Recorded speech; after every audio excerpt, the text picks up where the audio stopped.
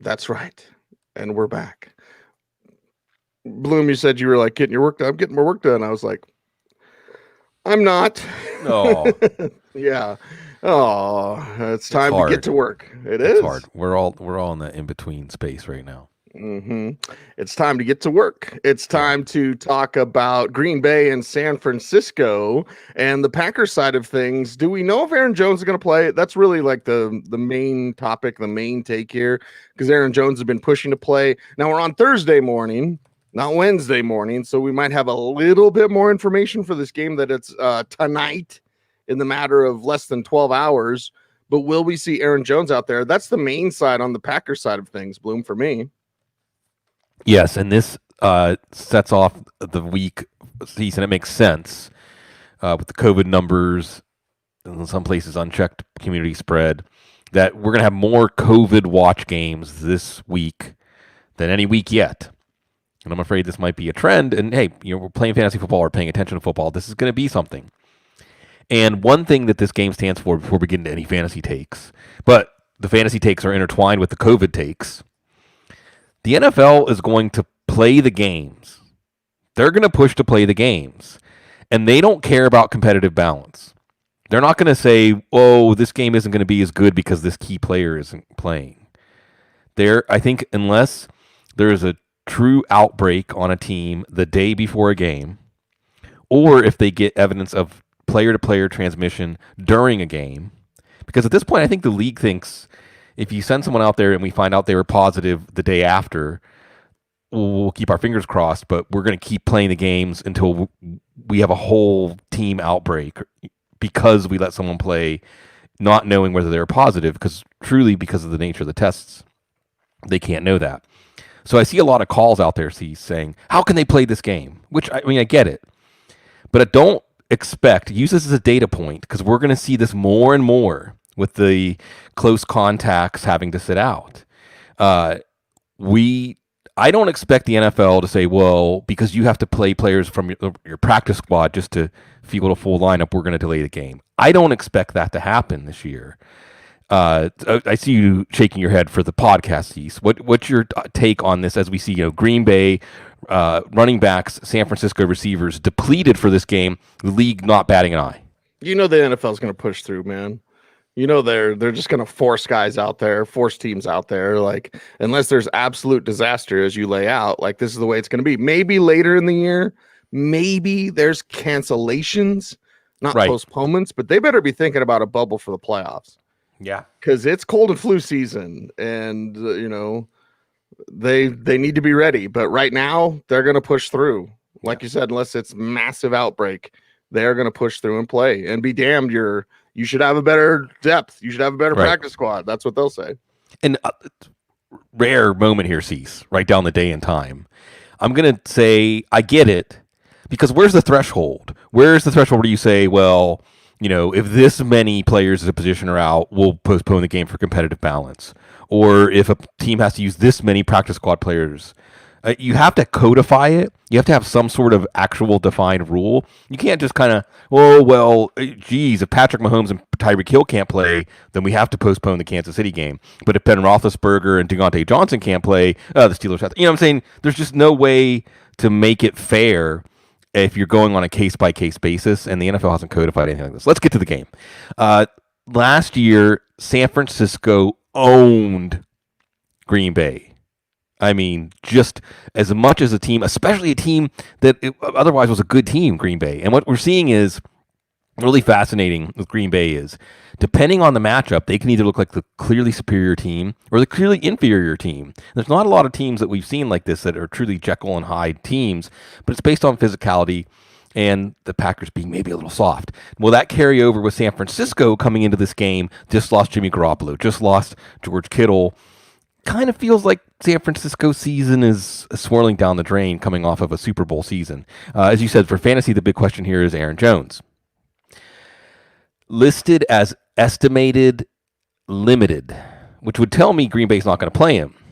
Also, if Green Bay is looking at this game, I mean, I guess they might need Aaron Jones. I guess they might say, we need to win this game, because it wasn't just the NFC title game. They lost to San Francisco like 37-8 last year in the regular season too. So maybe that gets them over the conservative hump, because I would usually say if Aaron Jones doesn't practice in full, he's not going to play. Now, if he doesn't play, you've got Dexter Williams, who had pencil in for like 15 for 50, maybe a touchdown. And you've got Tyler Irvin, who maybe might be the better play in PPR leagues. He's mainly played wide receiver. But what does this really mean? He's like 15 for 200 for Devontae Adams. Right. I mean, that's your running plays. Throw it to Devontae Adams. Maybe a little more Robert Tonyan. Otherwise, Jason Sternberger's getting worked in a little bit more. Alan Lazard was on the flight. I'm not saying to play Alan Lazard, but he was on the flight, so just know that you might have to activate him in your league software. And San Francisco's defense has been playing better until they ran into Miami and Seattle. So what does that mean?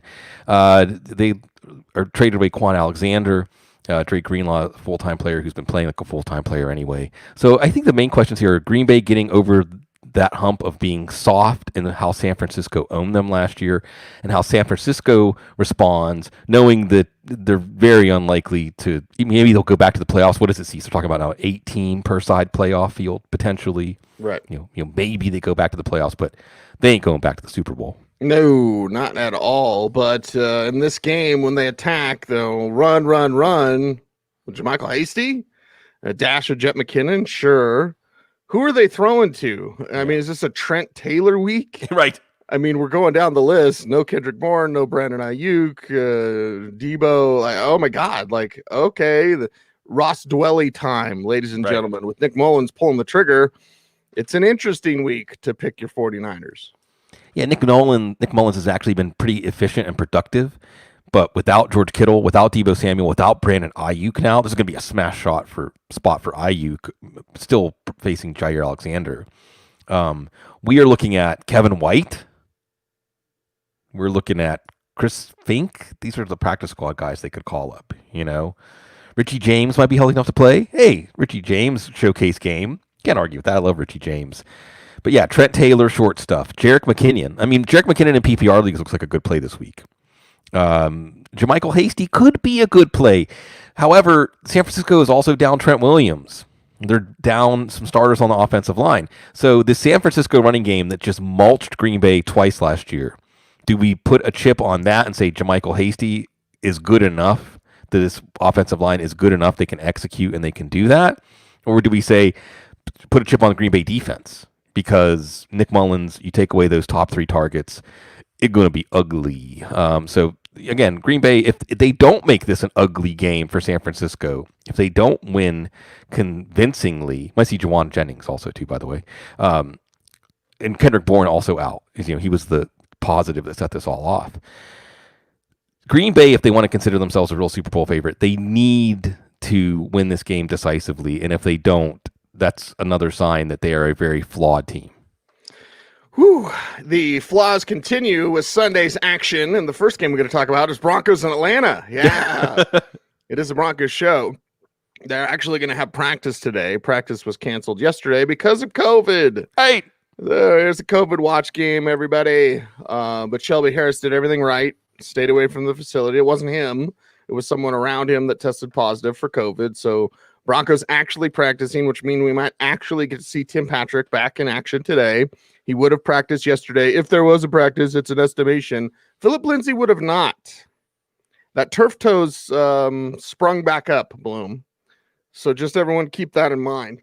Like, looks fantastic on his 6 carries, but can he handle more? Or is that turf toe bothering him? We'll monitor Philip Lindsay's status. Of course, what does that mean for Melvin Gordon going forward? And Tim Patrick's return, it's like Jerry Jeudy had 10 targets last week. Good. Patrick's back. Oh, okay, because Drew Lock doesn't favor Jerry Jeudy.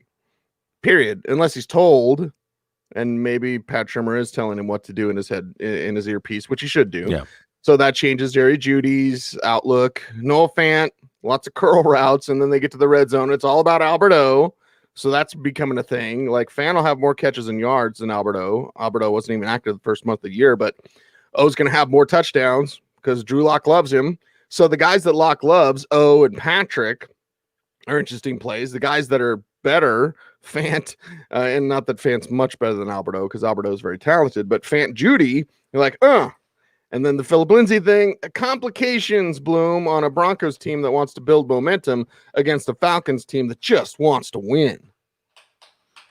Super Bowl rematch, Cecil. If I say other than the pinwheel play, Denver over Atlanta in the Super Bowl, what comes to mind? Eugene Robinson.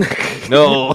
Painted undercutter cop for, that. I mean, you asked what comes to mind, right? No, I know. That's, this is like on the couch kind of stuff. Because for me, it's Gary Anderson, longtime great Steeler. Well, for me, it's also Minnesota should have been there. Yeah, exactly. Minnesota should have been there. Oh, Vikings fans, we're sorry. Sorry. Eugene Robinson, we're sorry. Yeah. Before we felt sorry for Falcons fans, although down in New Orleans they just kind of rub it in.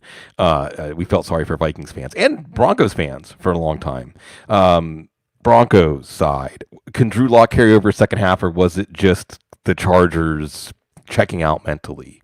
Atlanta's defense was one that we were targeting in fantasy, and then Teddy Bridgewater in Carolina didn't really do much against them other than a flea flicker.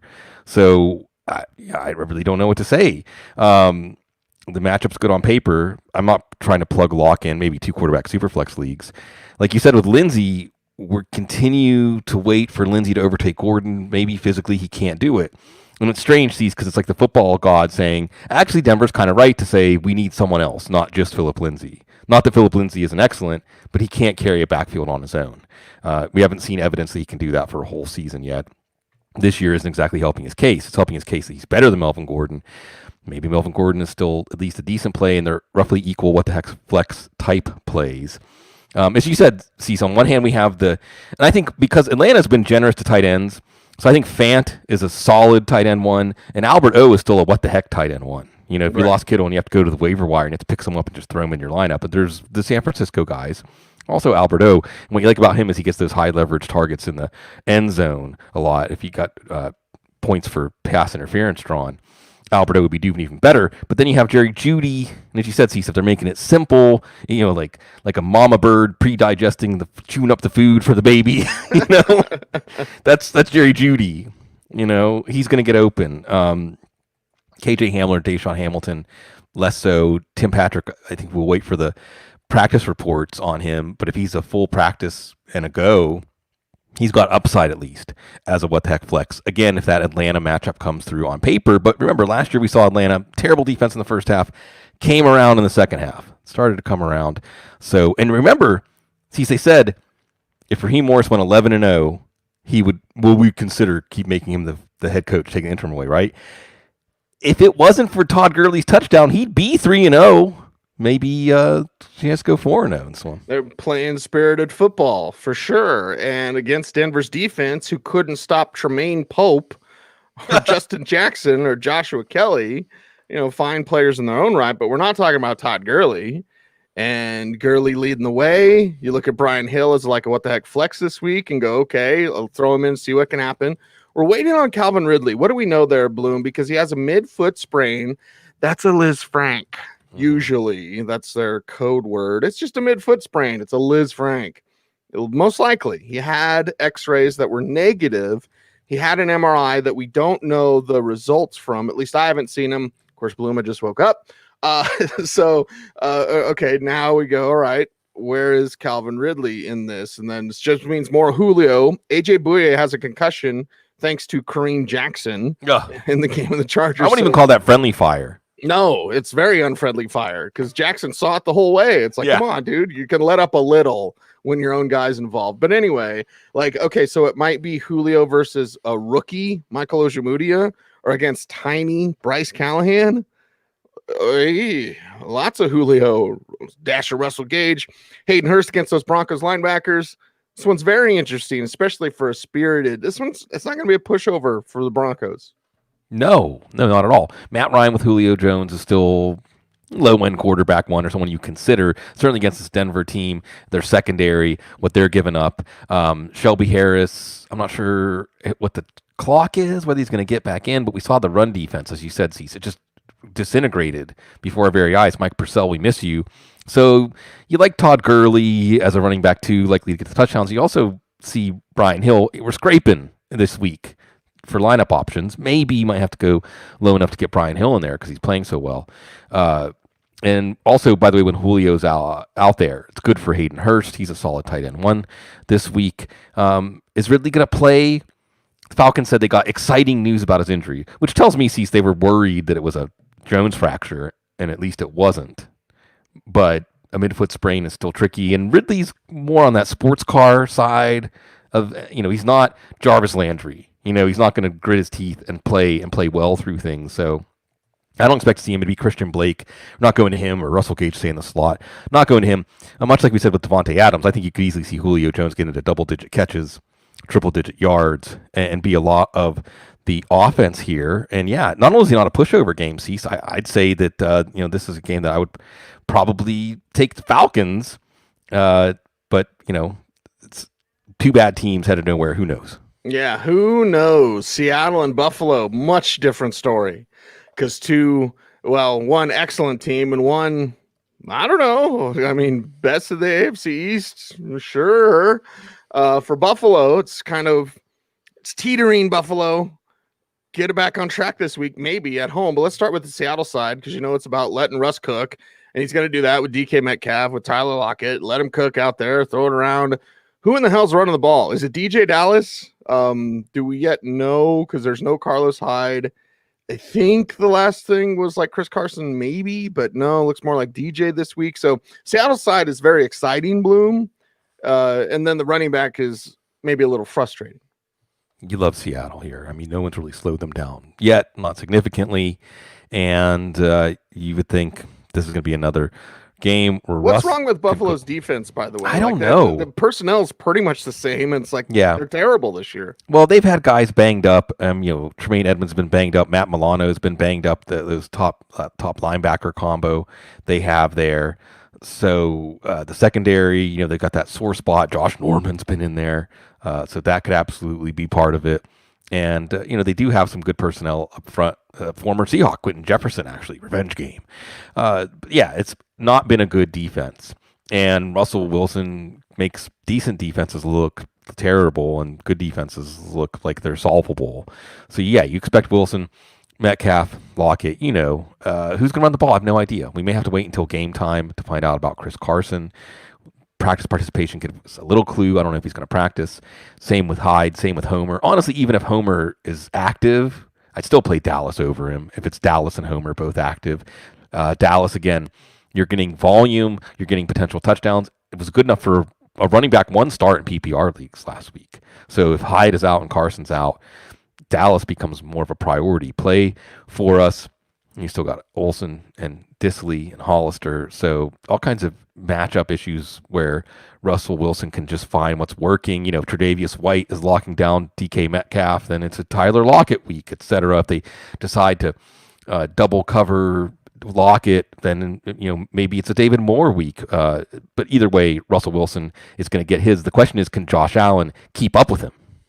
And that's the thing, like in this matchup against that Seattle defense, Bloom, if you're Buffalo, I'm not picking the Bills to win, but we're not doing that for this show. But if you're Buffalo, you want to showing because it's Seattle's defense. So you can more John Brown, please. Like, haven't they figured that out? Like, if John Brown's out there, take some shots to the guy.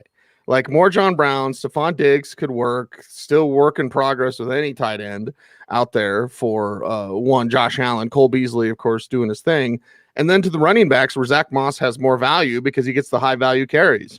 Devin Singletary may actually get more carries, not many more, but it's Moss who is a little bit higher on that, what'd you call him, Bloom? Low end RB2, right? RB3 flex plays. For both of these guys, Moss getting those touchdowns has more value. So we're starting to figure things out. We'll see if Buffalo can figure things out themselves this week. And Peckish in the chat room brings up that Alex Collins is on the practice squad now for Seattle. Always a great college back. Always a great college back. Good fantasy back for a little while there. So remember, started out on the Seattle roster. See, I like cooking shows. I heard that there's actually fantasy leagues for these baking competition shows. I love them. Okay. Kate and I watch them. She's a budding baker. Not a Buddha baker. No, or a booty baker. No, but see, yeah, you like that. No. Thank you, Bloom.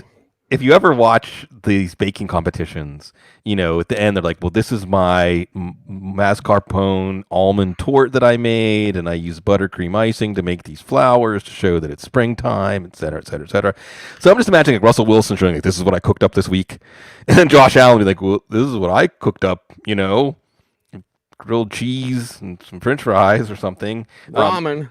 Right. We saw Josh Allen look really good earlier in the year and it's starting to erode. The other thing to watch here is Seattle's defense. Some of it, I think, is Russell Wilson brings out the best in his opponents. Some of it is that Seattle's defense has been poor. We may get Jamal Adams back this week. That's big. That's really big. We might get Carlos Dunlap. I think we will get Carlos Dunlap. That's big. Carlos Dunlap can still play. So do we see a different Seattle defense? A defense that isn't just trying to hold on for dear life in these shootouts. Interesting takes there. You're still going to play Josh Allen. I mean, again, that this game will be opened up, and Allen and Buffalo Bills pass offense will have to try to keep up with Russell Wilson. You love Stephon Diggs. Even someone like a Cole Beasley, like John Brown, opportunity for a lot more there for them. Gabriel Davis dropped a touchdown last week. Brown getting healthier. I think yesterday his missed practice was just a rest day, but check that out. The other side of it is the run game is getting a lot better. They finally had a successful running day against New England, whose defense is tired. Does that mean maybe you try to shorten the game? You try to put together 6, 7, 8-minute drives. You don't put the game on Josh Allen's shoulders. You put the game on the offensive line and Zach Moss and Devin Singletary. Moss, I think, is clearly the better play because he gets the goal line carries, but Singletary showing, hey, there's potentially some value there if this running game is on track. I'm afraid that even if that's the game plan and even if the run game is working early, Russell Wilson's not going to let them just get comfortable with that. So a fascinating game here. And let's remember, Miami watching, changing away from Ryan Fitzpatrick was not Miami waving the white flag by any measure. And poor Buffalo fans, wouldn't it just be too on the nose seats if, yes, New England's not going to win the AFC East this year, but here comes Miami to catch Buffalo. Now, Miami lost to Seattle, but Miami has also beaten the Rams, who Buffalo barely beat. Miami thumped San Francisco. We'll see Miami play Arizona this week. Buffalo hasn't played Arizona yet. So these are the things that could decide the division. It would be excellent for Buffalo to pick up this win to open up a little bit of breathing room, common opponent with Miami. Chicago and Tennessee up next, and Mitch Please got hurt on his one carry last week. So he's going to miss some time. So Nick Foles, here we go. It's you, and it's more you. And it's lots of David Montgomery. And God bless David Montgomery, right? God bless him. Not many of my motorboats work out, Bloom. It's usually a curse anytime I'm like, Samaje P. Ryan, right? It's that's the way it goes. And I apologize for that, but I get excited by big backs. David Montgomery is, not terribly exciting, Bloom, but what he does after contact, through contact, as Matt Waldman says, is very good and very exciting to watch. And he's about the only one. Other assets we can talk about, Allen Robinson, etc. So let's talk about these Bears in this road matchup against the Titans. Yeah, it's a COVID game. You've got Jason Spriggs and Cody Whitehair positive, I think. Jermaine Ifedi, I think, is a close contact. And the Bears, we'll see. We'll see if they've contained it. We'll see. Big game for both teams. Big game. Tennessee has Indianapolis. Chicago has Green Bay they have to deal with. So this is a really important game for both of these teams. Nick Foles, it's a good matchup. Still more quarterback to Superflex than preferred streamer. But in the Foles tightrope act, he has an easy schedule for the second half of the year. The Bears do. So do we start to trust some of these options? Darnell Mooney, David Montgomery. Obviously, we're playing Allen Robinson every week. Even Anthony Miller, who got 11 targets last week, 8 catches. The volume is going to be there for Montgomery. I think this is a good game to play him. Remember, 3 touchdowns for running backs, including Samaje P. Ryan, last week by Cincinnati against the Tennessee defense. Jimmy Graham, you have to throw Hail Mary. It didn't look great last week, although maybe there was a touchdown there if Nick Foles had targeted him. Again, if you think the Bears can move the ball, that really increases the chances of Graham getting 1 or even 2 touchdowns as he did earlier this year. So this is just a test, Can Nick Foles make this offense look functional against a defense like Tennessee? Because there are many more defenses like Tennessee coming up in the second half of the year. Yeah, and Tennessee side is pretty simple because Derrick Henry as much as you can, Corey Davis, yes please, and AJ Brown just watches health status, and then we were left to wonder. You can use more of Jonnu Smith. You can do that. It would be nice. It would be good. It'd work out for you. And as fantasy GMs, because you mentioned Jimmy Graham, and it's like there's a lot of fantasy GMs that are scrambling because of the George Kittle injury. Jimmy Graham might be their option. Well, you might be staring at Jonnu Smith saying, well, I know he's good, but I also know that Tennessee doesn't use him enough. Right. Yeah, and by the way, just getting something from Matt Mayoko, who's one of the best beat writers out there, that Kendrick Bourne's test was probably a false positive, but he and Ayuk and Samuel and Trent Williams still on the COVID list for the game today. So, again, the reason I mention this stuff is we have to, as fantasy analysts, what are we always doing as fantasy players? We're trying to get the terrain of something that's emerging as we're learning it, whether it's how an offense is doing or a defense is doing or a player or a new coach or whatever. And this is another one of those situations, testing our skills here. So just keep all that in mind. Tennessee, Chicago defense, statistically pretty stingy. Last couple of times we watched them, they didn't look that tough. They looked beatable. This is a good offense. Obviously, you go back to the comfort food, a lot of comfort food this week. It's Derrick Henry. You want to get 25 carries for Derrick Henry, 30 carries for Derrick Henry. And as you said, this is going to be a low volume pass offense, topping out around 30 attempts in most weeks that are successful weeks. It isn't like Nick Foles is going to turn this into a shootout. So if there's only that many targets to go around, A.J. Brown's going to get his. Corey Davis is going to get his. Corey Davis has been a fantasy relevant play every week he suited up. There's just not much left there for Jonnu. So I think this is a test week for Jonnu, and I understand if you're looking at some of these options like a Jordan Reed. I'm certainly playing guys like we talked about Noah Fant already. I'm playing him over Jonnu. I need Jonnu to go off on my bench before I feel good about him again.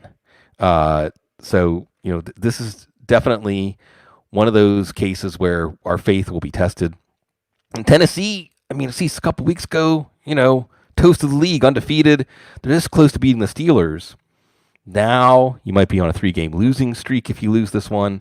We see how quickly seasons can slip away from teams, so you got to stop the bleeding in this one. Stop it. Baltimore and Indianapolis, how do they respond after getting beat by the Steelers? I just love bringing that up, Bloom. Sorry. Yeah. Watch them beat them in the playoffs. Anyway, Baltimore and the Colts up next, and Marquise Brown took to Twitter, which, less social networking wouldn't be a bad thing, right. Bloom. But Marquise Brown went to Twitter, and then he went off. He deleted it, but it's always out there forever. Complaining, if you got soldiers, why aren't you using them? Then he took it down. Then him and John Harbaugh had a meeting. They met. Maybe a cup of coffee. I don't know.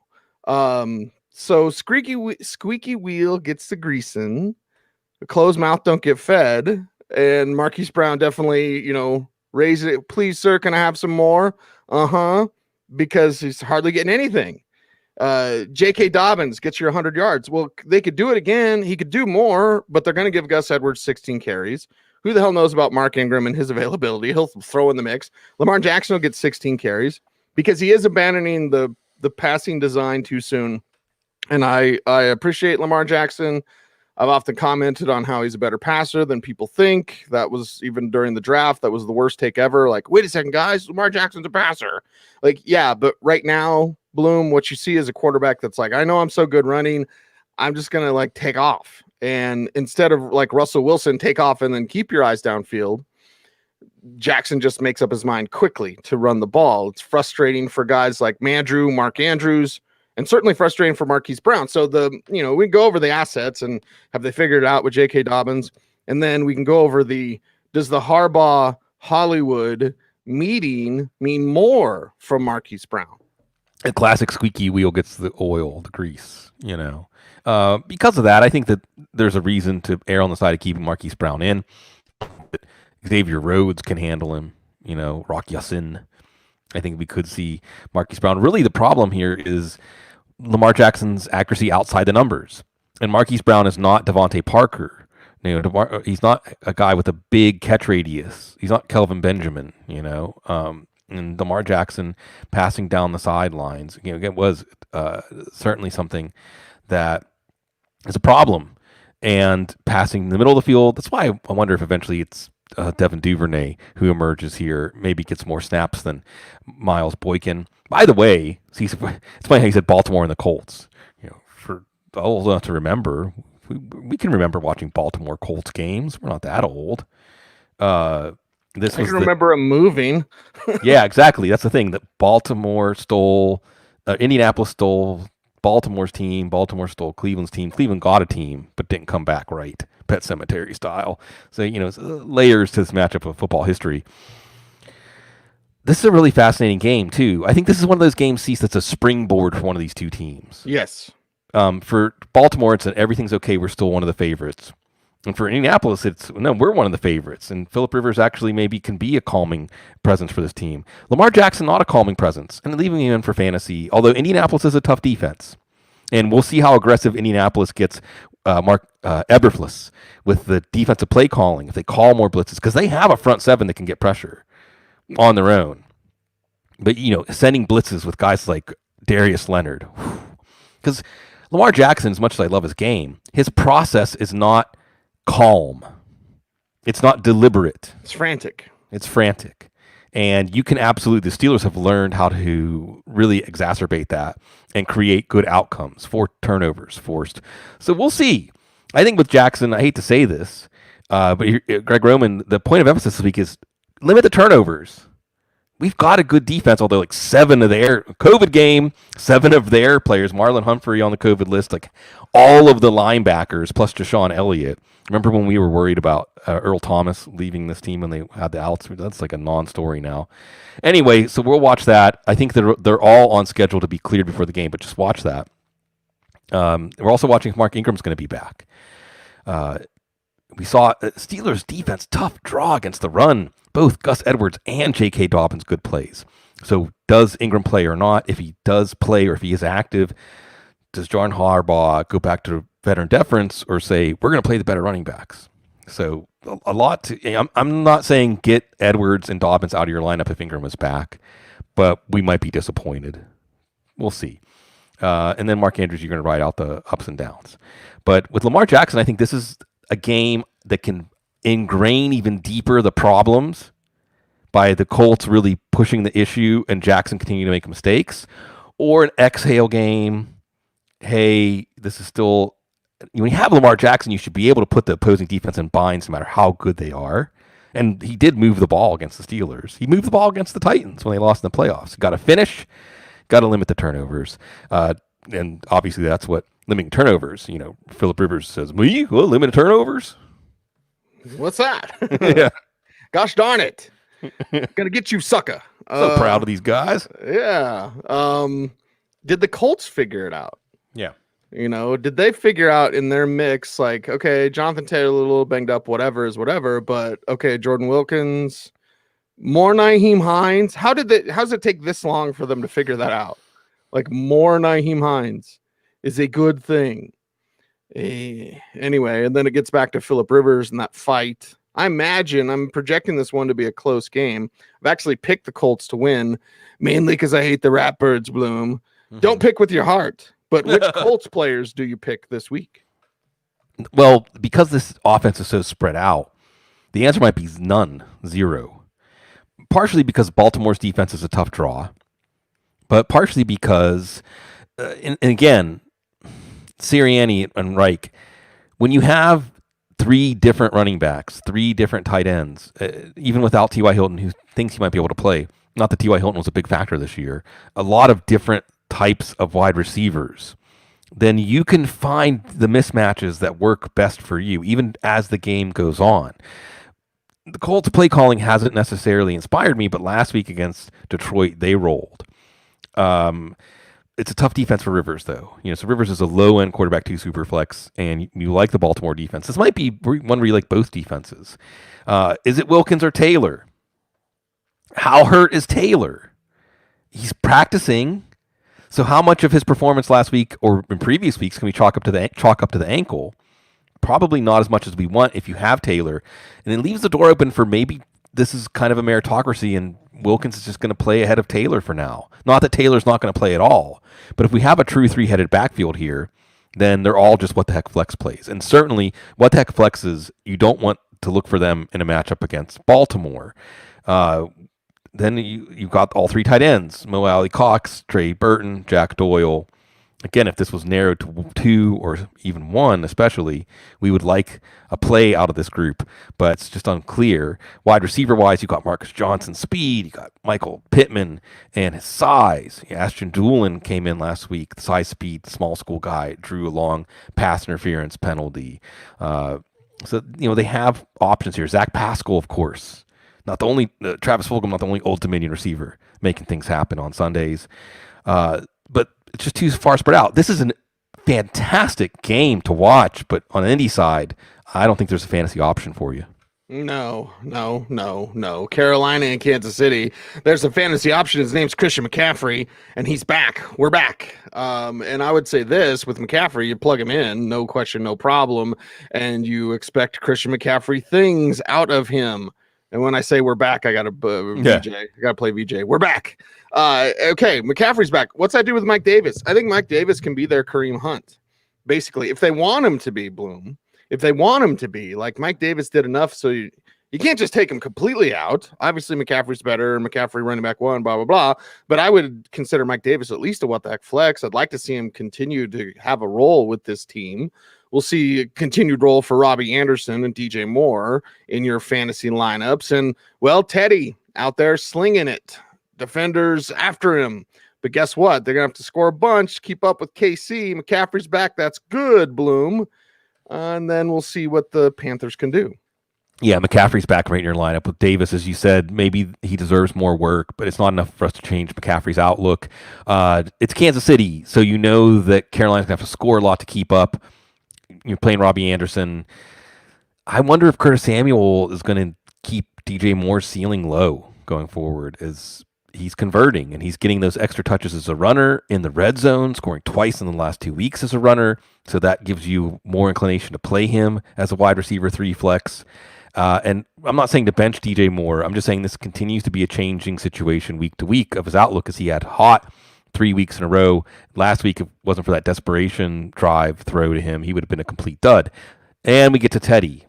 Speaking of changing week to week, Cecil, at one point earlier this year, we'd say Teddy might get this team into playoff contention. They don't need a quarterback because they got Teddy. And they don't need a quarterback because Teddy's playing well enough for them to win, so they're not going to be in position to take a quarterback, which is okay because Teddy's playing well enough for them to win.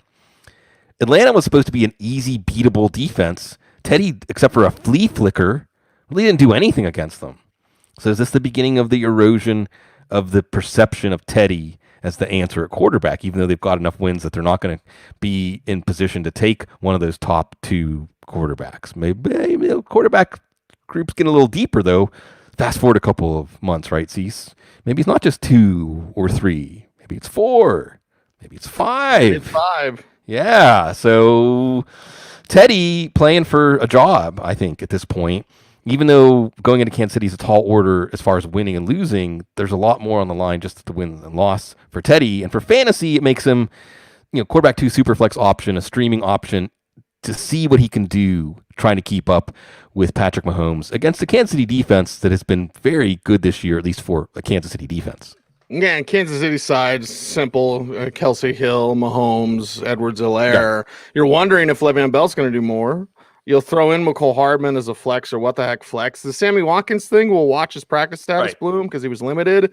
So that could throw a wrench into your McCole Hardman plans. But outside of that, it's Kansas City. Rinse, repeat, and hope for more Bell. This year has been, for the most part, play your running backs against the Carolina Panthers. So you want to play Edwards-Helaire, and Bell is at least a what the heck flex. As you said, Hill, Kelsey. Boy, after Kittle goes down, those Kelsey first-round picks, smiling like a butcher's dog. And then you have Hardman. Now, it's a limited practice for Watkins. With the Watkins' absence and the nature of Watkins, I'd say maybe you ease him in if he's on the field. Maybe he doesn't even play this week. Hardman's hot. I would still be inclined. I'd play Hardman over Watkins, even if they say Watkins full practice, he's going to start. The way that Hardman is playing, DeMarcus Robinson, Hardman overtook him in snaps last week, so we may see a change there. Kansas City's rolling, and this is a game that right now I just don't think Carolina has the firepower to keep up with them on either side of the ball. Okay, final game we're going to talk about in part 1 of the Week 9 preview. Don't worry, part 2's next. Yeah. Detroit and Minnesota, and the Lions side. Matthew Stafford's on the COVID list. Right, another COVID game. So, okay, what do we got here? Chase Daniel? Yeah. David Blau. David Blah. David Blah. That's what we saw last year. But, okay, you thought you had something. No Kenny Golladay. You thought you had something with Marvin Jones Jr. Probably not. Drop him down. If Matthew Stafford's in, this is a completely different take. Okay, so if it's Chase Daniel or David Blah, then you think, okay, struggle targets, TJ Hawkinson, more DeAndre Swift. Can you do that, Matt Patricia? Take the pencil out, jot it down, leave yourself a note. Adrian Peterson, certainly with a lesser than quarterback, run the rock with Peterson as much as possible. But this Lions game got a whole lot less interesting when Matthew Stafford goes to the COVID list. Yeah, and I think if he tests negative, I think it's a close contact thing. If he tests negative, he can play. So right now I would say let's project this game as if he's going to play. If we project it without him, it's TJ Hawkinson, and then you don't play anybody else. It's that simple. Let's make it simple. If it is Stafford, then like you said, Marvin Jones Jr., wide receiver 3 flex. It's Minnesota. Minnesota's defense, big circle, play everybody against Minnesota. Well, they had 7 rookies out there last week and won in Lambeau. I know there was wins and everything, but still, this is how you start to build that confidence. This defense turned the corner a little bit. Remember, they actually had a really good game. I shouldn't say that Russell Wilson has dominated everybody, because for most of the game, Minnesota shut him down. So, Matthew Stafford's not a lock, although you like Stafford as a low-end quarterback 1 if he plays here without Golladay. Just Marvin Hall, Danny Amendola. Look, these guys are still deep what the heck flex at best, but they're not scrubs. Matthew Stafford can still make it happen with these guys out there. Peterson's still going to get enough work to make DeAndre Swift not an automatic play, but again, if Stafford's out there, probably going to play Swift. He can get you some PPR points. He's more likely to score a touchdown than Peterson.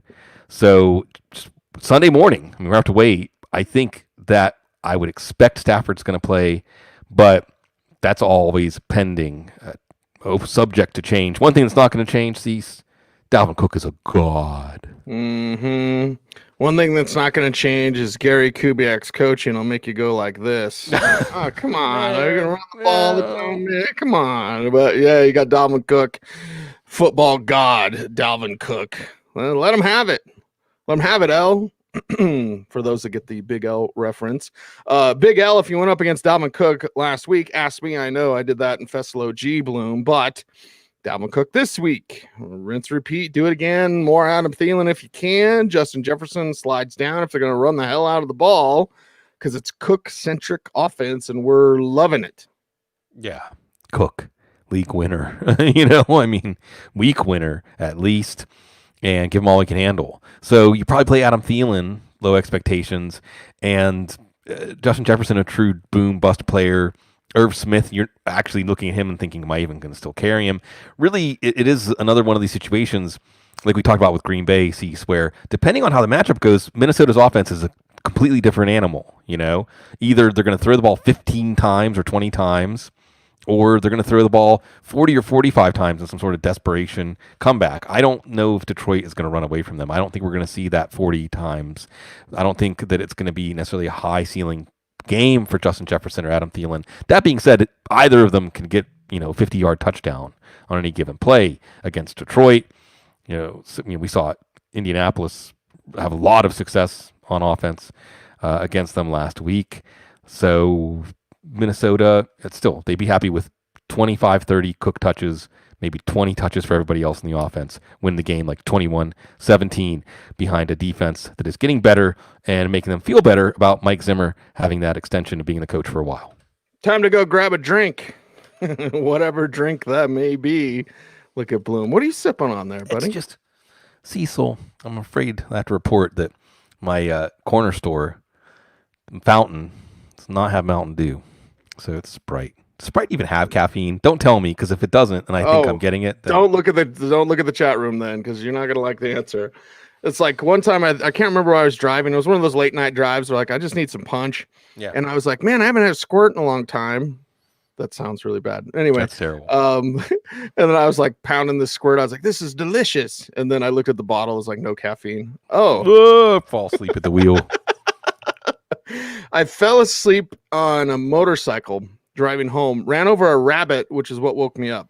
Wow, that rabbit was your life savior spirit animal. My spirit animal was that dead rabbit I ran over. If it wasn't for that rabbit, Cecil, we wouldn't be here talking about this right now. Yeah, I was only going like 20 or 30 on a dirt road in high school on a motorcycle, but I was like dozing off on a motorcycle because I am a moron. That's a wrap. Do you have any tattoos? Do you have any tattoos? No. You got to get the rabbit with the tracks on it. Thank you, Mr. Rabbit. Go Rabbit, that's for sure. That's a wrap for part 1. Everyone stay tuned because we're just going to do a little magical editing.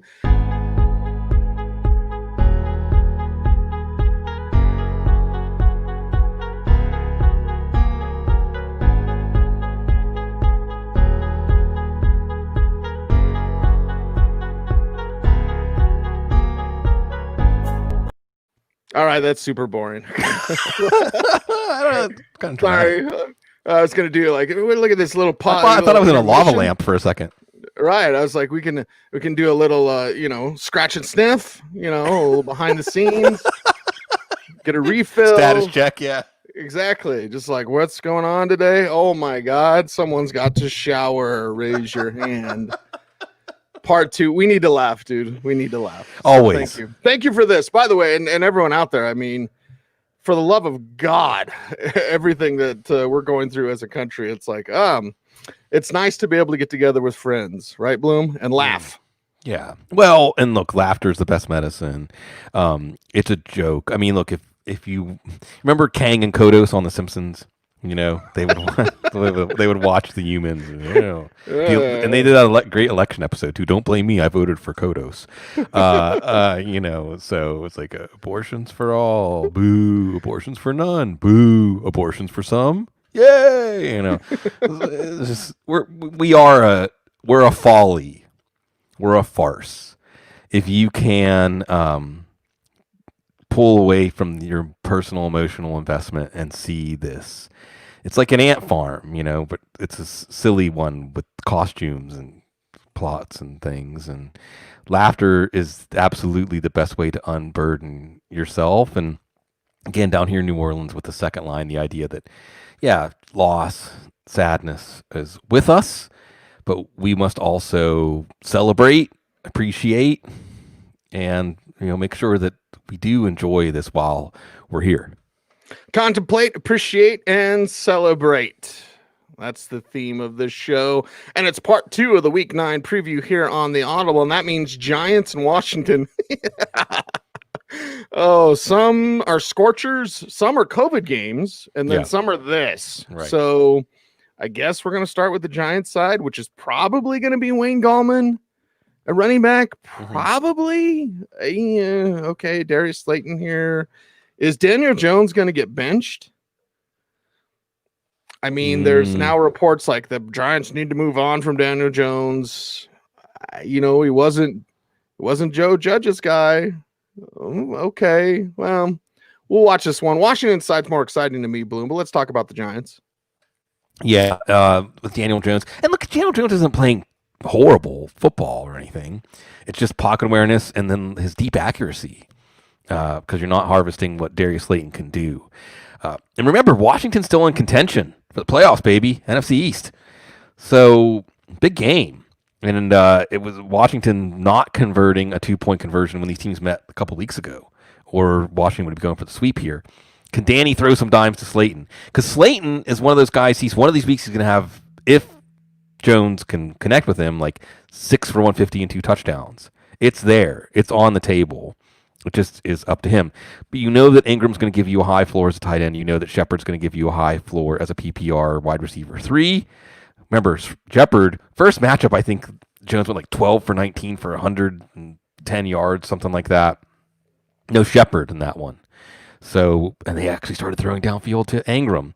You do have Wayne Gallman here. You could do worse than Wayne Gallman. I mean, this is the nature of fantasy football this year, week 9. Like Gallman or Hasty, Dexter Williams or Jordan Howard. It's just kind of like, hold your nose and pick one. I picked up Alfred Morris. Yeah, I know, exactly. So, Wayne Gallman, he got touchdowns each of the last 2 weeks. He's got decent hands out of the backfield. I don't think he's going to rack up a lot of yards, but 10 to 15 points in a PPR league, probably there for you if Freeman is out, but we have to check that one going up to game time.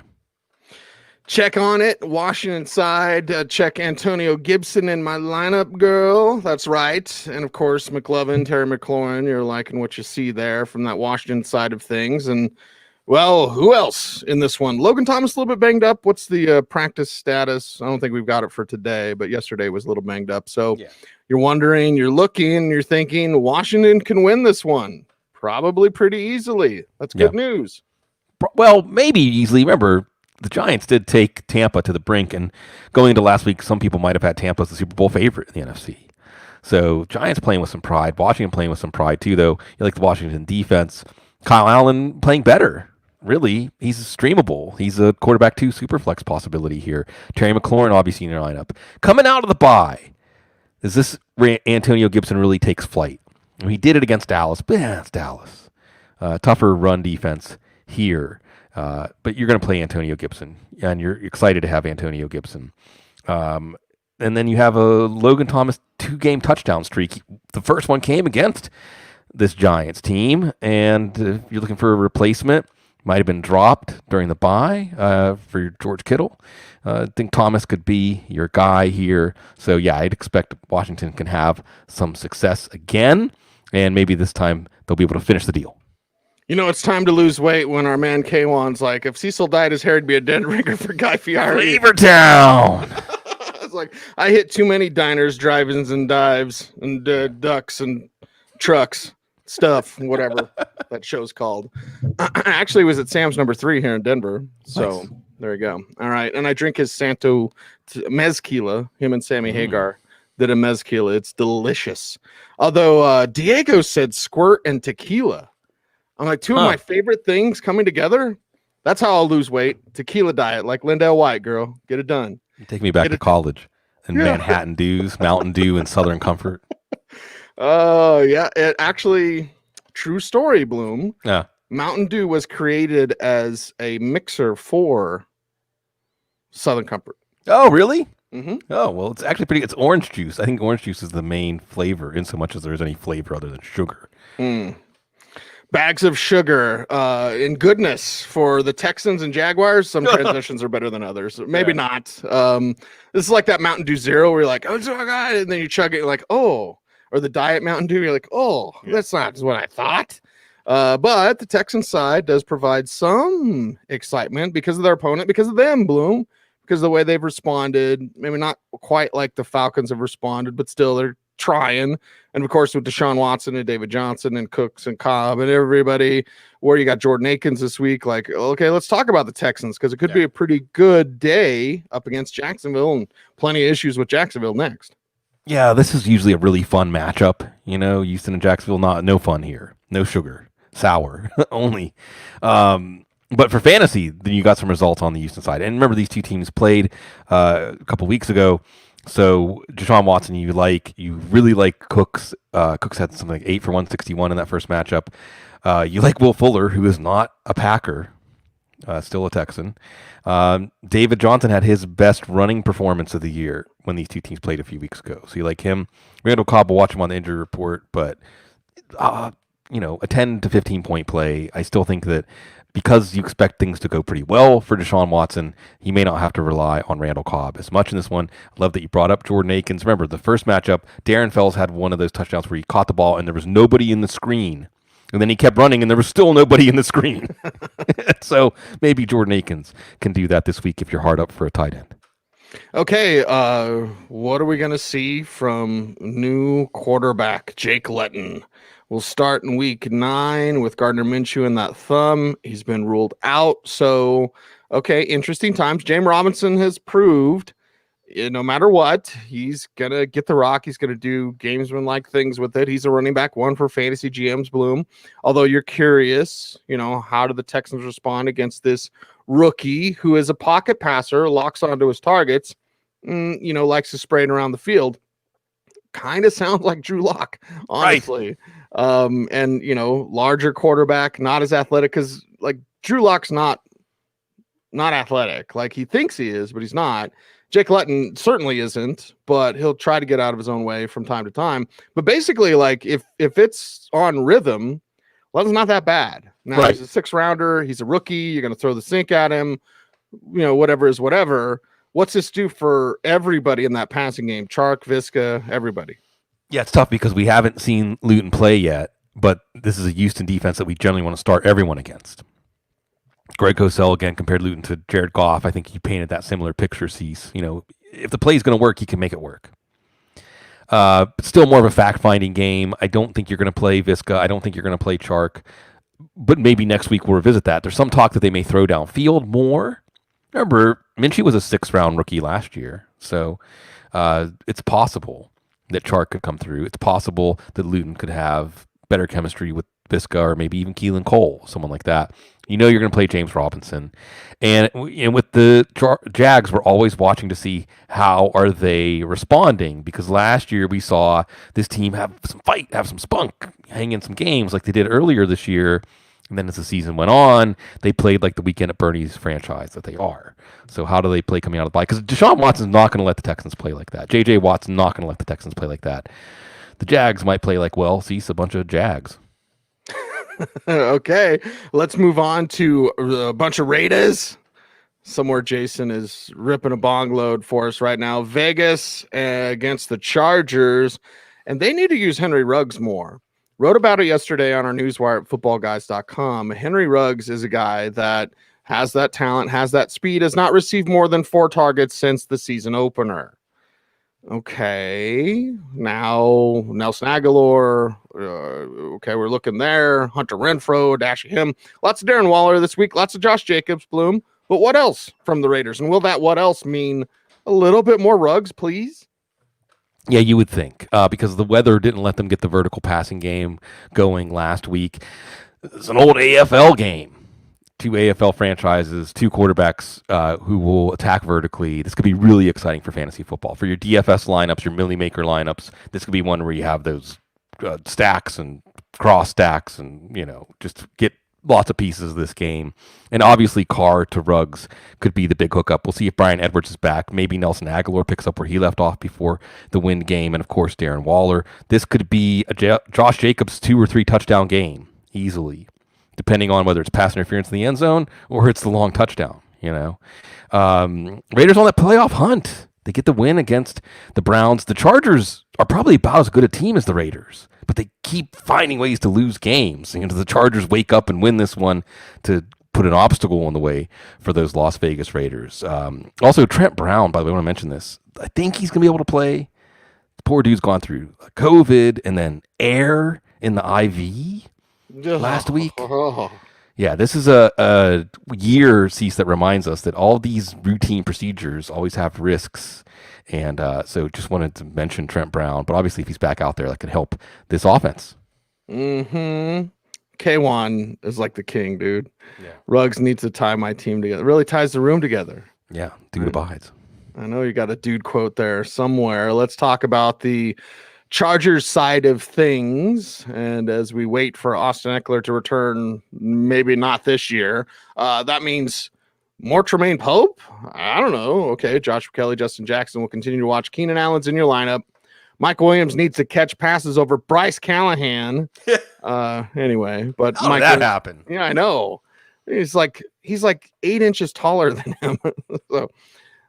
Whatever. Let's talk about this Chargers side and how they come back and maybe, choke the game away again. Right. Justin Herbert, is going to put up numbers. A lot of those numbers will go to Keenan Allen. Mike Williams has a high enough ceiling that you have to play him. You got the fear of missing out there. Hunter Henry, though, not much fear of missing out in this one, although you might not have a better option. Justin Jackson's done enough that as long as we know he's going to get the work and no injury issues I know of, he's going to get his 15, 18 touches and be very productive. And then we'll watch Tremaine Pope, I think, concussion protocol. But if he can play, I don't know why you'd go back to Joshua Kelly. Maybe you want the rookie to have some more confidence. It's not enough for me to hold on to Josh Kelly in my lineup or maybe even on my roster. I'm much more interested in Pope because Pope is the one who's played well more recently. Not really worried about the Raiders defense in this one. I think this is a game, again, that sets up to be a 38-35, who has the ball last kind of game. So, see, not all games, we have 3 games in the afternoon slate this week. Not all created equal. This one's going to be entertaining. There's another one that's going to be entertaining, and there's another one that probably we won't watch very much. That's not very much of. Pittsburgh and Dallas is up next. Start all your Steelers. Start Benny Snell as a what the heck flex because James Conner's going to get his 100, and then they're going to start Steely McBeam. Hell, they might play Mason Rudolph in the fourth quarter. Right. The entire fourth quarter. You're rolling. There's one bye. We always have to remember this. With the new playoff format, there's one bye. If you're the Steelers, don't screw it up. And if you're Mike Tomlin, don't coach down to this team. Yeah. Please, for the love of God, stomp them out. So Juju, yes. Deontay, yes. Chase, yes. Hell, James Washington is a what the heck flex. Benny Snell, yeah. Eric Ebron. Okay, start the Steelers, Bloom. Start everybody. You're wearing black and yellow? Yeah. Start them. Yeah. Real quick, I'll do the fantasy side here. Yes, Ben. I mean, not automatic. More like quarterback 8 or so. There's a chance the game could be too easy.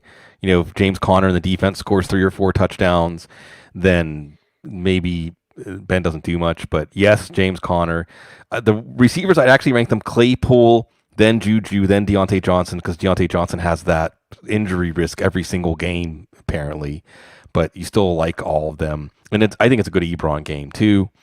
But I'll tell a little story. Well, and also, by the way, Dallas defense did wake up last week. Remember, 4 sacks, 4 takeaways from Carson Wentz. So that's your recipe, Cecil. Like, really? This is going to be a game? Really? It's Dallas defense, not the Dallas offense. But I'll tell a little story because there's not much to this game. Take you back to 2004. Remember, every 4 years, the AFC, NFC matchups happen, right? And, of course, Dallas-Pittsburgh, 3 of the best Super Bowls that have ever been played. So I had a chance, I'm afraid to admit these things for the record. The only Steelers game I've been to in person, whenever they played in the old barn in Irving. And Ben Roethlisberger was a rookie 16 years ago, Cease. Wow. He was his rookie year. You know who was the starting quarterback for the Cowboys that day? Quincy Carter? Vinny Testaverde. Oh. And remember, this is the Bill Parcells Cowboys. It was an incredible comeback. Vinny kind of blew it at the end. And I'll tell you, I can remember exactly when it happened. It was the week before the presidential election because somebody beside me, there's a ton of Steelers fans there. It was the first time I ever got overwhelmed going to the only time going to a visiting stadium and seeing like 15, 20,000 black and gold streaming where like we're louder. I think the announcers even commented on it that day. Like, we're louder than the Cowboys fans. And someone in our section had a sign up that had Gore, Bush, Roethlisberger with a check mark for Roethlisberger. So, good times. Good times. And everyone on that list has skeletons in their closet. Welcome to the life. All right. Let's go. Oh, God. We got to talk about Dallas. No. Cooper Rush, did they say yet? Is it No. Garrett Gilbert or Cooper Rush? No. We don't know. No. Well, I'll put it this way. I just set my Fessel OG lineup. Everybody loves Fessel OG talk. And I chose Jerry Jeudy over Amari Cooper. I'm just like, I'm not doing it. I'm not doing it, man. Like, and Amari's like the best one that you could have. So downgrade all your Cowboys, Bloom, even if that downgrades them to out. Yeah, and I'm sorry, it was Kerry Bush, because it's 2004, not Gore Bush. Anyway, I just want to make sure people know I'm not making the story up. Yeah, Ezekiel Elliott's above Jermichael Hasty, Dexter Williams, Wayne Gallman, those kind of guys. Although we may look back and say, why did we even do that? But otherwise, I'm not playing a receiver. Dalton Schultz, really, if we're talking about just pound for pound in fantasy terms, Dalton Schultz is probably a better play than any Cowboy receiver because he's going to get those 3-yard turnaround, fall down catches from Rush or Gilbert. And, this is a game, sees maybe on 3rd and long, you quick kick, just don't turn the ball over. Maybe get some plays out of your defense. There's a lot of stars on that defense. Maybe you find a way to hang in and keep the crowd interested in this game. No. Probably not. And next game is very interesting if it works out, but it's Tua versus Kyler, right? That's the way they're promoting it. Yeah. 1 versus 1, Miami and Arizona. We didn't get to see Tua last week. So I really don't know what we're going to see from Tua this week. I know Myles Gaskin is on IR. So there you go. Hot Jordan Howard, Matt Breida talk, although he's banged up too. So, okay. What is Tua? I could flower it up more, Bloom, but I'd rather just throw it to you and be like, what is Tua? Yeah. And what does that mean for the rest of it? We don't even know yet. Yeah, and what is the Arizona defense? They traded for Marcus Golden. Can they find a way for Isaiah Simmons to make more plays to influence the outcome of games? Patrick Peterson and Byron Murphy. And can they make life hard on Tua? Tua, what the heck, quarterback 1 or quarterback 2 super flex here, because it is going to be on Tua's shoulders. Matt Breida has a hamstring issue. Doesn't sound, it's Matt Breida. See, as soon as I say Matt Breida has a something issue, he's not going to play. I mean, right. He might play. If he does play, probably leaves after the first series anyway. So it's Jordan Howard, 15 carries for 30 yards, Jordan Howard, Patrick Laird, and Salvin Ahmed, actually originally on the 49ers practice squad.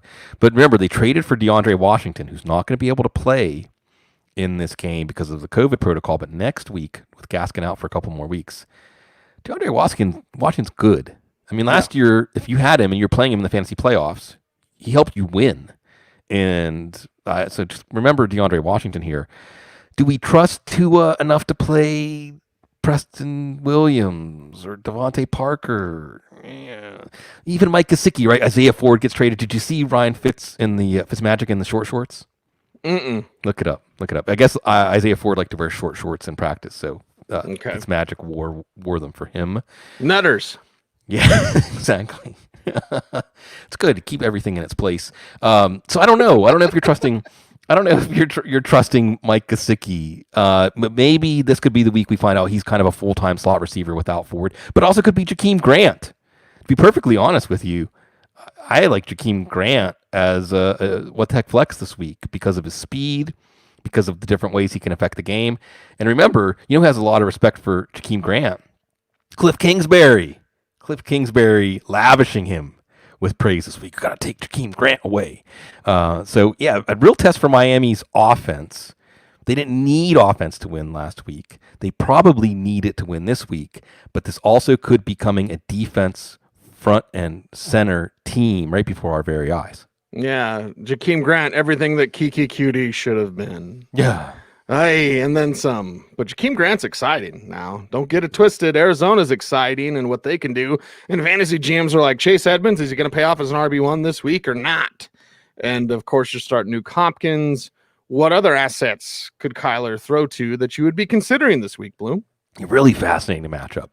If you're very interested in the Kyler Murray development curve, this is a really great yardstick game because nothing's going to come easy in the passing game. I think this is a game that's going to force Kyler to be more deliberate, to find more of his secondary receivers because the blueprint for this Miami defense is coming to life. Okay, Xavier Howard on DeAndre Hopkins. I'm not going to say bench DeAndre Hopkins, but Xavier Howard is exactly the kind of corner you want on Hopkins. Byron Jones on Christian Kirk. There you have the speed and agility matching up there. What does that leave? Andy Isabella? Larry Fitzgerald? Dan Arnold? Maybe a lot of Chase Edmonds out of the backfield. And it is a Chase Edmonds week. Kenyon Drake hasn't practiced yet. I don't think he's going to play. Maybe it's Chase Edmonds as a true workhorse in this one. A true 25-touch, 30-touch kind of game for him because I don't think the downfield passing is going to be there. And the Dolphins also figuring out how to get some pressure with guys like Emmanuel Ogbah. And again, I'm not saying to bench Kyler Murray, but this could be a statement game for the Miami defense. And for fantasy leagues, see, so we might be looking at the Miami defense as just a set it and forget it fantasy defense. Just play them every week. It doesn't even matter who they're playing because they not only have the personnel, but we saw last week they have the aggressiveness. They have the play calling on defense. Flores trusting this defense. And that's exciting to watch. This is going to be an exciting game. This is going to be one to watch and think of the NFL's future because the NFL's past is playing on Sunday night football, New Orleans and Tampa Bay. They're still kicking around, still those old guys, Drew Brees versus Tom Brady. This one's in Tampa where the Super Bowl's at. I haven't heard that a million times. The Saints side first. Is Michael Thomas going to play? Okay. Emmanuel Sanders is back. Thomas should be back. What does that do for Jared Cook? I've gotten like Jared Cook on the waiver wire questions this week, Bloom. I got 2 of them. And I'm like, how in the hell is Jared Cook on your waiver wire? But whatever. Let's talk about this Saints side and Drew Brees getting his weapons back. Maybe. Yeah, this is a heavyweight 15 rounder. Exciting game. Lots of implications here. Remember, New Orleans won the first matchup in week 1. So if New Orleans can win this one, that's going to give them that tiebreaker in the division. But it's Drew Brees outdoors. Even when Drew Brees was young, it wasn't great. It is a tough defense. But I do think you're going to see Michael Thomas and Emmanuel Sanders back. So Brees has been making the most of that short passing, staying within his limited range, arm strength-wise now. It's been working. I don't think Brees is a preferred play, but even though Tampa is a tough defense, they also can give up some big plays. And these teams kind of mirror images of each other. Alvin Kamara is a little bit dinged, but he says he's going to play. I trust him. And Latavius Murray is not the kind of running back you want to roll out there against the Tampa run defense. So we'll see if Sean Payton is like Andy Reid was last week against the Jets and say, we're not even going to test the run defense. We're not going to waste plays putting ourselves in 2nd and 9, okay? 2nd and 12. And if that's the case, then you like Cook, you like Thomas, you like Sanders. I think you got to play Cook here. You like Thomas, you like Sanders. You like them to have some success if Brees is getting north of 40 pass attempts. And this really could turn into a quarterback duel, even though both of these defenses have some players. And you know, see, there's some receivers coming back on the New Orleans side. There's some new names at receiver on the Tampa side too. That is double true. And the Tampa side is Tommy Brady. They have an Antonio Brown package. Chris Godwin's back. Mike Evans is still a little bit banged up, but he's out there. Oh, Scotty Miller, who himself now a little bit banged up. But Antonio Brown out there. They have a package for him. His role, his number of snaps will be determined on how well he does in said package. So what the heck, flex time for AB? I can trust that. You know, get excited about it. Throw him in your lineup. Have some fun on Sunday night football. Are we seeing Leonard Fournette take over in the backfield? That's a question. What kind of answers do we get this week on Sunday night? We get Chris Godwin back in this one, very likely, maybe. I don't know. Antonio Brown, and of course, if Godwin's not back out there, then that makes Antonio Brown a better play. But Antonio Brown could catch 10 passes in this game. He could play 10 plays in this game.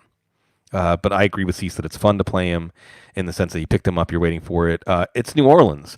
Their pass defense has had a lot of lapses this year. They give up a lot. Look, last week, Allen Robinson, Anthony Miller, and Darnell Mooney were all solid plays with Nick Foles a quarterback. Now, it's funny, Cease, because everyone's talking about Daniel Jones. Daniel Jones missing Darius Slayton. Is Daniel Jones the starter? Tom Brady missed some throws on Monday night. You hear me almost? Tom Brady was not flawless. Tom Brady didn't look like, just the maestro at work there. So we'll see with the Saints. They have Marcus Davenport coming on. Of course, you got Cam Jordan. They made a nice trade for Quan Alexander. You also saw Rob Gronkowski, who in these troubling times, Cease, you can turn to Rob Gronkowski. And Rob gives you a big bear hug and says, I'll probably score a touchdown this week. So you like Gronkowski. And then you get to Fournette. It's a tough run defense. Even with Fournette getting most of the work, what you really want in PPR leagues is Fournette getting a lot of dump offs. But actually, Jones had 4 to his 3 last week. So Jones also fumbled one of them. I don't think this is. I just look at both sides of the ball. I don't think this is a running game week. Not that Kamara or Fournette couldn't have good games as receivers.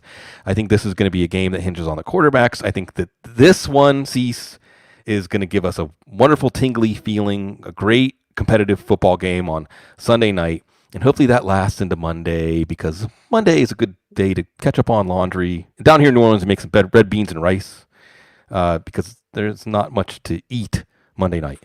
Red beans and rice did miss her. Yep. All right. Do we have to talk about? I suppose we do. New England and the New York Jets on Monday Night Football to wrap up the Week 9 preview part 2. By the way, Bloom, let us know in the chat room if you guys like us doing these shows together. Look at Bloom. Bloom's like, oh my God, no. I don't know. See what the energy's like. I want to please the people. I mean, do you want them split up on Wednesday and then one on Thursday, or do you want them both on Thursday? Hey, let us know in the chat room what you guys think as we wrap things up. And it's New England side first, and I don't know, Damian Harris, right? Who else are we trusting, Bloom? It's the Jets. So you think, okay, Greg Williams is going to get after him. He's going to hit him hard. They're going to play dirty. And how is New England going to react? Yeah, we're men of the people. Please, folks, all feedback welcome, really. Any way we can better serve you. We want to know. This game is not better serving the NFL audience. I do think you go with Cam Newton. I think there's a chance for Newton to have a multiple rush touchdown game. I think the Jets, the New England receivers can get some things done. New England tried to claim Dante Pettis, by the way. The Giants caught him. But New England was hoping to get him. Yes, it's a Damian Harris week. There's a good chance for him to get to 20 carries, even if it's 20 for 60 against the Jets. Somewhat tough run defense, but he can also break off a big play. He could get 2 touchdowns. And then among those receivers, I think Jacoby Myers is the guy here. It's pretty clear. And at least as a high floor PPR play. But this could also be a game where New England's defense does the heavy lifting. This could be a game, Cease, where maybe we root for the Jets for old time's sake to get that goose egg out of there, and is that some reason to watch this game? I suppose. Maybe if you have LaMichael Pirine stock in Dynasty, right. I will always watch Denzel Mims, right? Yeah. Looks like Jamison Crowder should be back, so get louder with Crowder.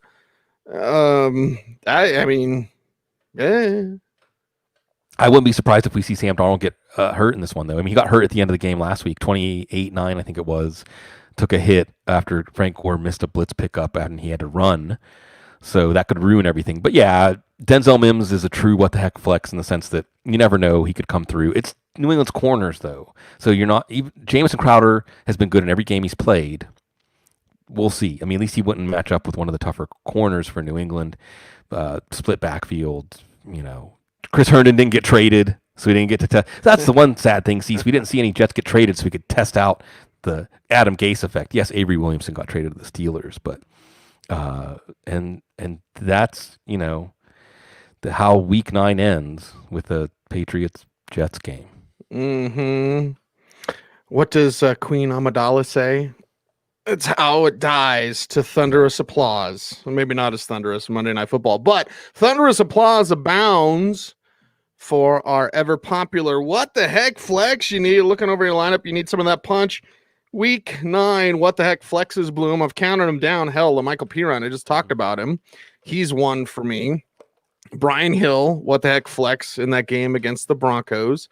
Benny Snell, I'll even throw in Anthony McFarland as a what the heck flex this week. When you're looking to wide receivers, your what the heck flexes are guys including Darnell Mooney, Zach Pascal, what the heck flex. That's kind of where Preston Williams is at. We talked plenty about that. Braxton Berrios, what the heck flex in that one. Hey, there you go. Those are my Week 9 what the heck flexes. Bloom, you're looking at your lineup. You need some punch. Who are your Week 9 what the heck flexes? A couple of things before I give those picks. I know everyone's on the edge of their seat. A coach, a member of the coaching staff for the Chiefs, COVID positive, so I had that game to now the COVID watch list. And Devontae Freeman and Sony Michel. So, a little pause there for Damian Harris, both returning to practice. Pause for Wayne Gallman, who is a what the heck flex if Devontae Freeman doesn't play. And if Freeman does play, probably neither. JaMychal Hasty and Jerick McKinnon in this game tonight. Jordan Howard, I suppose you hope for those passing. Look, this is a rough week. See, this week, more than any other week I can remember, I was like, well, there aren't really any one-tech flexes. They're all desperation plays. We're just calling them one-tech flexes. Let's call them preferred desperation plays. Le'Veon Bell, Leonard Fournette we talked about, Dexter Williams also in this game tonight, DJ Dallas. A lot of these are hinging on injury concerns. The reality is that running back is so thin. If you got someone who's going to get 12 or 15 touches, they're not just what tech flex. You probably have to play them this week. Wide receiver, maybe some other players with higher upside. What tech flex wise? Henry Ruggs, Darius Slayton, Jerry Jeudy, DJ Chark with the chance that Jake Luton throwing downfield more often, Jacoby Myers, and my what the heck flex of the week, Jakeem Grant. I like that. What the heck flex of the week brought to you by the delicious, refreshing taste of Sprite. Metamucil. Okay, there we go. That is a wrap for the Week 9 preview, parts 1 and 2 here on the Audible. Everyone out there, I have looked at the numbers, and I saw that a lot of people that watch live aren't subscribed. So make sure to subscribe. Help us grow the channel. It does a really good job. Recommended is the way that channels grow in YouTube based on their algorithms. Anytime we don't get booted from their algorithm for saying a naughty word. So if you subscribe and if you like, that really helps recommended videos for people who don't know yet about the YouTube show. So again, thank you guys for helping us grow the channel. Like, comment, share, subscribe, do all those YouTube things, hit that notification bell so that you never miss a vid. He is Sigmund Bloom. You'll follow him on Twitter at Sigmund Bloom. I am at Cecil Lammey. The show is at the Audible. We're saying thanks. Thursday Night Live coming up tonight. Everyone out there, stay tuned and stay frosty.